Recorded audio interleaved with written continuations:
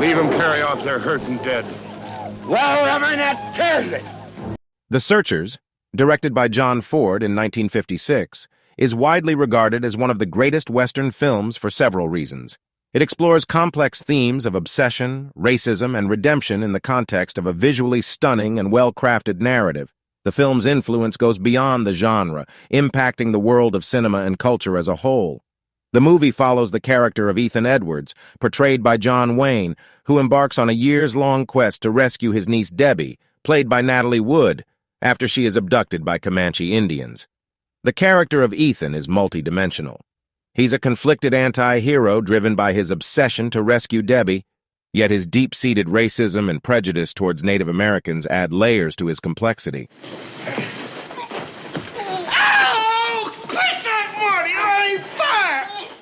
The cast includes remarkable performances from John Wayne as the complex and tormented Ethan Edwards, Jeffrey Hunter as the loyal and conflicted Martin Pauly, and Natalie Wood as the abducted Debbie.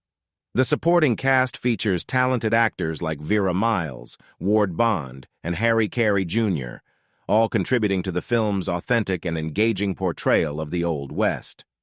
The Searchers is considered a cinematic masterpiece due to its breathtaking visuals, skillful direction by John Ford, and its exploration of deep psychological and emotional layers within its characters.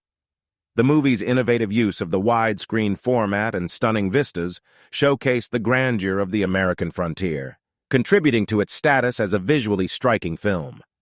Meanwhile, Ethan's character gains even more complexity from the mysterious nature of his activities during the 3-year period since the end of the war.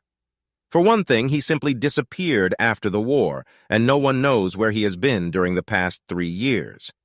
For another, he is bearing a substantial supply of freshly minted gold Yankee dollars of unknown origin.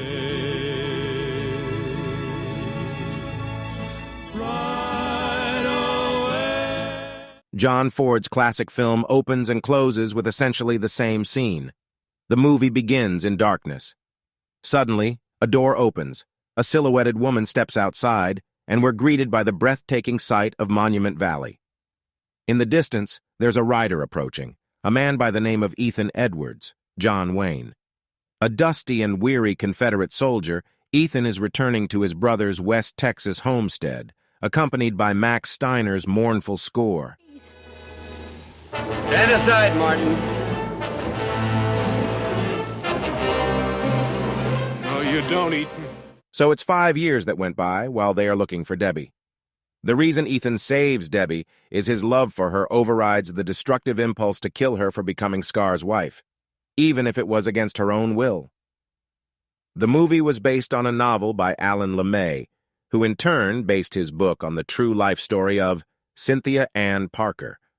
As a 9-year-old girl, Parker was abducted by Comanche Indians from her prairie home in 1846 in Texas.